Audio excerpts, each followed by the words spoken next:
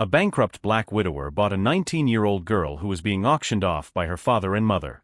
$20 for the last lot of the day. A healthy, obedient 19-year-old girl, announced the sheriff, his voice echoing across the dusty square in Lakewood Springs. The June sun beat down mercilessly as the townspeople watched, some in awkward silence, others with morbid interest in the grotesque spectacle unfolding before them. Isaiah Montgomery, a 42-year-old widower and the only black man who owned land in the area, stood at the back of the crowd with his fists clenched. The young woman on the small makeshift platform kept her eyes fixed on the ground, her disheveled hair partially covering a recent bruise on her cheek. Her parents, a couple worn down by a hard life, watched the scene with blank expressions. $25, shouted a hoarse voice from across the street. Frank Holloway, owner of the local tavern, raised his hand with a smile that did not hide his intentions. The girl trembled visibly. $30, a second voice piped up. Walter Schmidt, a farmer known for his violent temper, especially after a few drinks. Isaiah closed his eyes briefly. $30 was practically all he had left after the drought that had devastated his small plantation.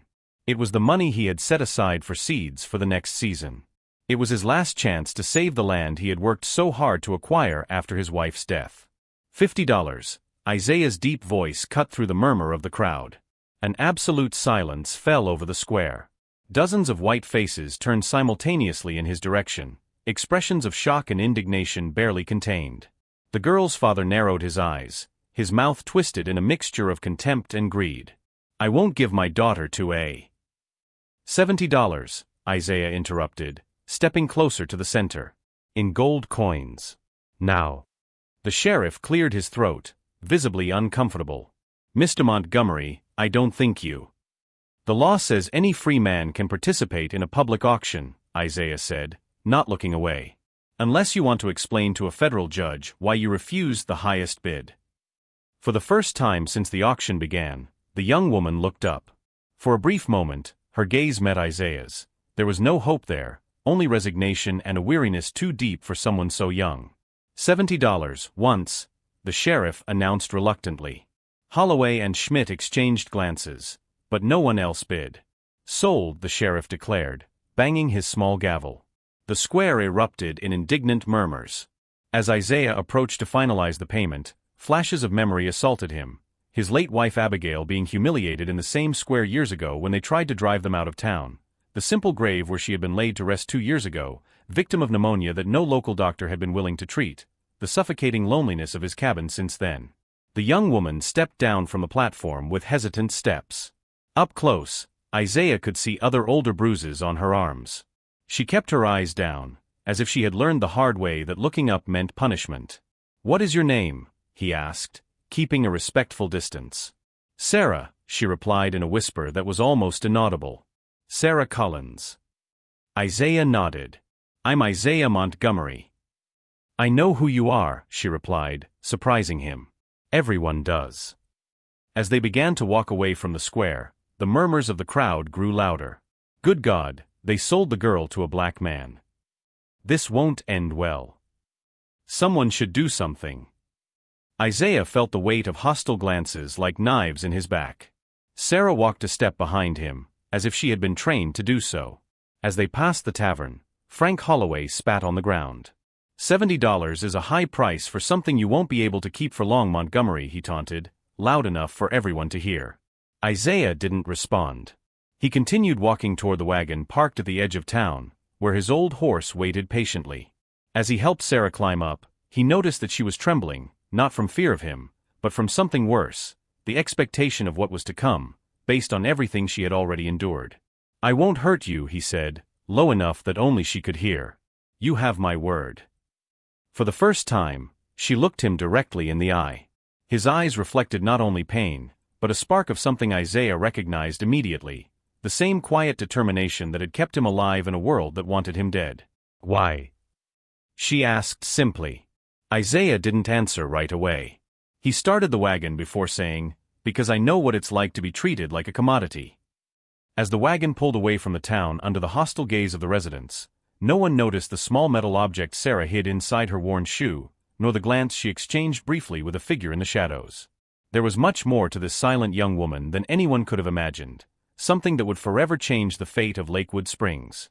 If stories of injustice, prejudice, and unlikely courage touch your heart, be sure to sign up to find out how Sarah's apparent desperation and Isaiah's risky compassion will spark a revolution that no one in that town will ever forget. Isaiah's cabin was 6 miles from town, isolated among parched fields and a small oak forest. By the time they arrived, the sun had set, plunging the landscape into blue shadows. Sarah silently surveyed the property, the modest but well-maintained structure, the small barn, the stone well surrounded by a garden ravaged by drought. "This is it," Isaiah said, climbing down from the wagon. "It's not much, but it's mine. No one will bother you here." Sarah remained motionless on the wagon, her eyes calculating distances, assessing escape routes like a cornered animal. When she finally got down, she kept several steps away from him. "There's a room in the back," Isaiah explained. "It was my son's. It has a lock on the inside." The mention of a son made Sarah frown. "Your son?" "Jacob died with his mother. Pneumonia, 2 winters ago," Isaiah replied, his voice devoid of self-pity. "He was 5. Inside the cabin, a lamp was already lit on the central table, a sign that someone had been there recently. Sarah noticed the detail, her posture instantly stiffening. "Wait here," Isaiah said, noticing her tension. He quickly inspected the house before relaxing. Ruth was here. She left food. At the name, Sarah reacted. "Ruth Wilkins? The midwife?" Isaiah nodded, surprised. "You know her?" "She delivered my mother once," Sarah replied evasively. The cabin was simple but organized with meticulous precision. Books lined perfectly on makeshift shelves. A cedar table darkened by time but polished to a shine. This wasn't the chaotic environment of a defeated man, it was the disciplined refuge of someone who refused to give up. "You intend to run tonight, don't you?" Isaiah asked calmly during dinner. Sarah froze, her body tense as a violin string about to snap. "I don't blame you," he continued. "But there are 3 men patrolling the eastern forest. Bounty hunters hired by the mayor after 3 slaves escaped from the Sullivan plantation." "I'm not a slave," Sarah retorted. "No, you're not." Isaiah agreed. "But try explaining that to those men in the dark." The next morning, Sarah found the house empty and the door unlocked. She was not a prisoner. Through the window, she saw Isaiah working in the parched garden, trying to revive dying plants with water from the well. While searching the house for money or valuables, Sarah found something unexpected, a book of federal laws marked in several places with meticulous notes. Next to it were letters signed by a Professor Williams from Boston University. Before she could investigate further, she heard horses approaching. 3 horsemen rode onto the property. Sarah recognized Frank Holloway, accompanied by Walter Schmidt and a third man who was elegantly dressed and had a calculatedly friendly expression. Isaiah dropped his hoe and walked toward them, standing tall, his face impassive. "Montgomery," Holloway said with false cordiality. "We've come to introduce Mr. Davis, the new county judge." The tall man bowed his head in a greeting that did not reach his eyes. "Mr. Montgomery, I've heard a great deal about you." "We're conducting a property inspection," Judge Davis explained, "to update the county records." "My taxes are paid," Isaiah replied. "They always are." "It's not about taxes," Schmidt interjected with a malicious smile.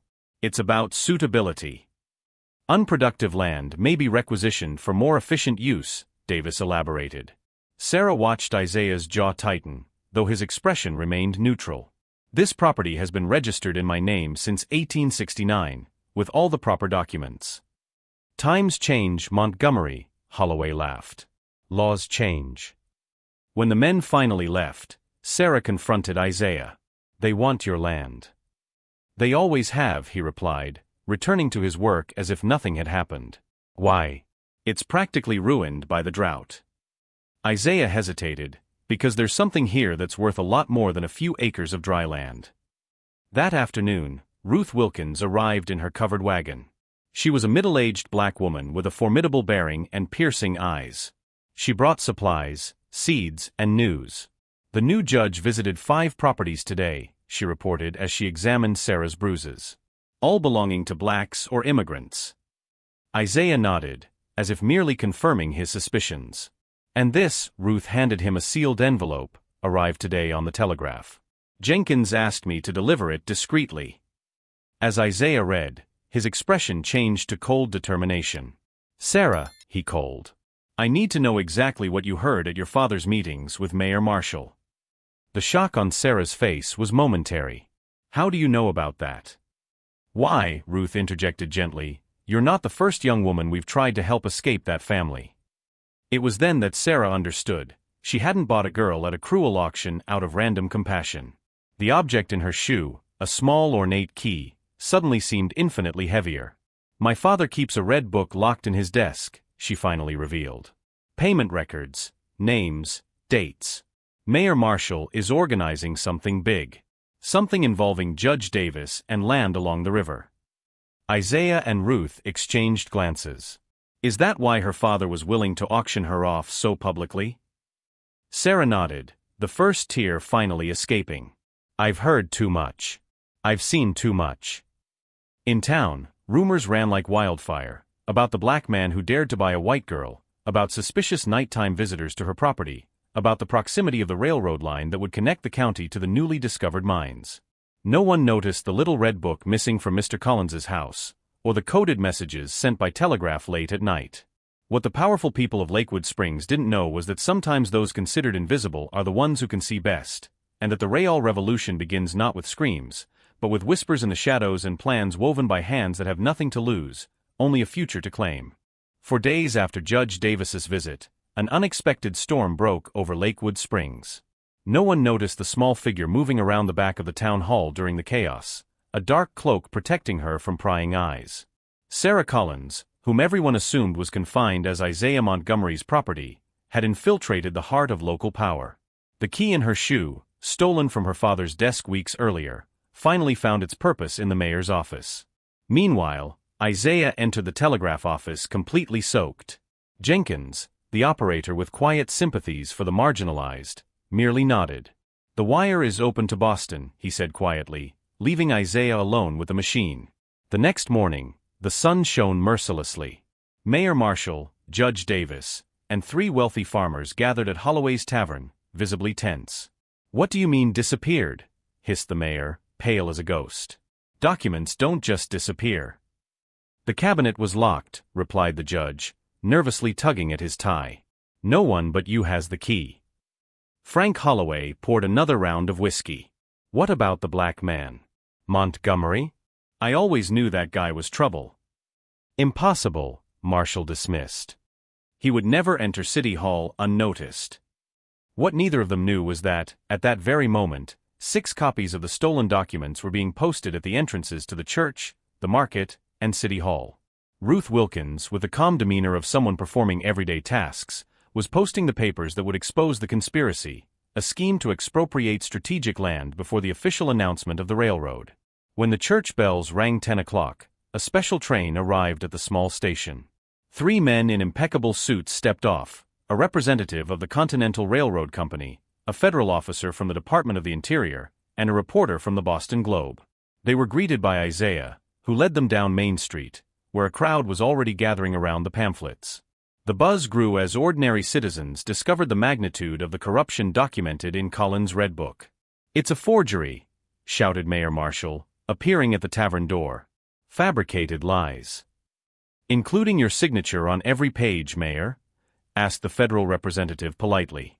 Or perhaps the map detailing how you intended to divert the original railroad route to benefit illegally acquired land is forged? Walter Schmidt tried to escape through the back, only to find the sheriff blocking his way. Did you know? Schmidt asked incredulously. Not everything, replied the sheriff, but enough not to stop what's happening. The crowd was growing. Faces that would normally have looked away from Isaiah now stared at him with a mixture of shock and reluctant respect. But the real surprise came when Sarah emerged from the church, accompanied by Reverend Thornton. This young woman, announced the Reverend, at great personal risk, has provided crucial evidence of crimes that affect every citizen of this town. Sarah stood tall, her eyes meeting the furious gaze of her father, who had just arrived. You, Collins growled, lunging toward her. I wouldn't do that, the federal officer interjected. Your daughter has already provided us with enough details about how you and the mayor have forged property documents belonging to at least 7 families over the past 2 years. A telegram was delivered publicly to Judge Davis.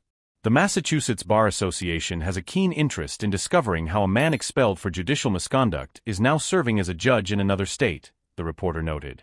You can't do this, the mayor hissed, looking frantically around. This town belongs to me.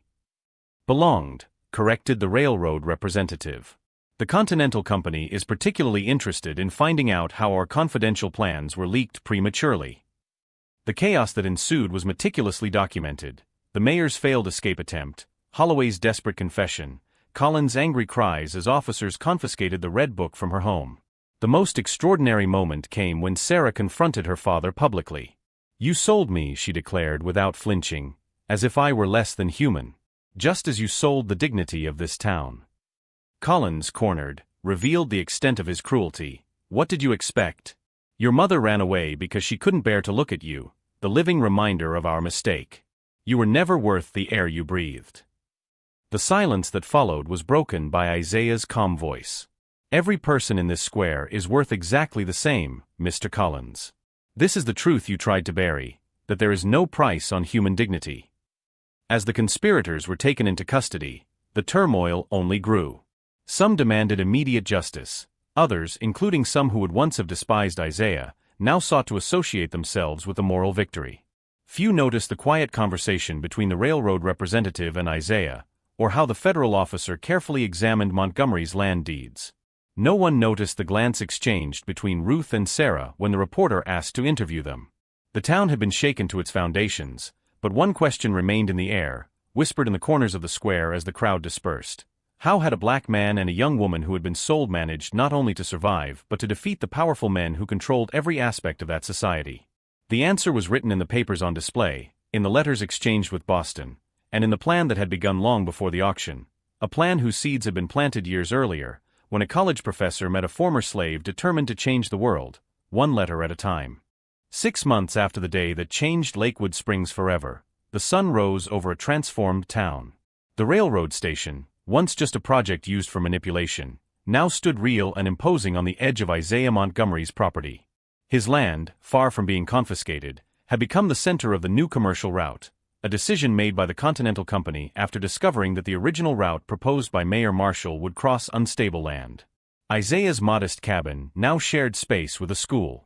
What began as makeshift lessons for 3 black children, rejected by the city's educational system, quickly turned into an institution that attracted families from neighboring communities. Sarah Collins, or rather Sarah Montgomery, as she was now known after a simple wedding ceremony performed by Reverend Thornton, ran the classes with the same quiet determination that had brought down an empire of corruption. I never imagined I'd be teaching, she remarked one afternoon, watching the 20 students, black, white, and immigrant, under the large tree that served as their classroom on hot days. I was always the girl who could barely lift her eyes when someone spoke to her. Isaiah, who was building new tables for the main room, smiled. I always knew you had fire inside you. You just needed air to breathe. Former Mayor Marshall was serving time in the state penitentiary, convicted of fraud and extortion. Judge Davis, unmasked, had fled in the middle of the night, but rumors said he had been arrested in Chicago under a false name. Frank Holloway had lost his tavern to creditors and now worked as a longshoreman on a distant river. As for Sarah's father, Collins, public humiliation had led to a decline that turned him into a shadow of the man he once was, now living on favors, a pathetic figure whom everyone avoided. We've received a reply from Benson, Ruth Wilkins announced during the weekly dinner that brought together the core group responsible for transforming the town. Jenkins, the telegraph operator, and Sheriff Jensen, who had finally found the courage to be on the right side of history, completed the group. Benson, the Boston University professor who years earlier had recognized the legal brilliance of a self-taught former slave seeking to understand his rights. The same man who had suggested that Isaiah buy that particular piece of land, seemingly worthless, decades before the railroad became a reality. He accepts our proposal to expand the educational project, Ruth continued. 15 scholarships for young people from here. 15 lives transformed, Sarah murmured, her hand unconsciously touching the small scar on her wrist, a reminder of a previous life that seemed to belong to someone else. The next day, when the first commercial train officially pulled into Lakewood Springs Station, There was a small ceremony. The new mayor, an honest businessman elected after a special election, spoke words of progress and renewal. But all eyes were on the Montgomerys, standing discreetly to the side. "It's thanks to you," an elderly woman whispered to Sarah. The same lady who had looked away when she saw her on the street months ago. "My son got a job at the station. They would never have taken a boy like him before."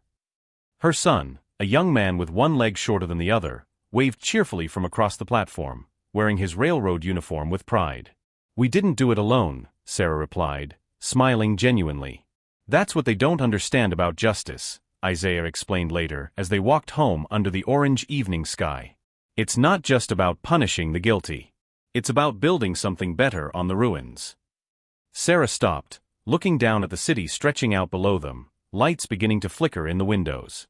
"When I was on that platform being sold like an animal, all I wanted was revenge," she confessed. "I wanted everyone to suffer like I did." Isaiah nodded, understanding. "And now I understand that true freedom isn't just breaking chains. It's building a table where everyone can sit." She looked at the man who had risked everything for her, not out of pity, but out of principle. "They tried to convince us that we were worthless. That I was just a commodity and you were just an intruder on this land. And we ended up proving that our value was never for sale," Isaiah added. On the horizon, the towers of the new train station stood out against the flaming sky, a symbol of an economy that now benefited everyone, not just the powerful. In the schoolrooms, maps and books promised futures that had been unimaginable just a few months earlier. And in City Hall, where schemes of exploitation had once been hatched, a diverse council now met weekly to discuss community improvements. Neither of them could have predicted how that desperate act in a dusty square, a black man buying a young woman at auction, would become the spark that would not only ignite the established corruption, but also light a fire that now illuminated hundreds of lives. The real revolution, Isaiah used to tell his students, is not tearing down walls, but building bridges where there were once only chasms. In a society built on divisions, Isaiah and Sarah had proven that true human dignity transcends race, class, and circumstance, that when people deemed inferior refuse to accept the limitations imposed on them by others, entire worlds can be transformed. "They tried to break us," Sarah would tell new students on their first day of class, "but they forgot that sometimes broken things reflect light in ways that whole things never could." If stories of social transformation, courage in the face of injustice, and the triumph of the human spirit over oppressive systems touch your heart, be sure to subscribe to the channel for more narratives that remind us of an eternal truth. A person's value can never be defined by how much others are willing to pay for her, but by how much she is willing to fight for what she believes in.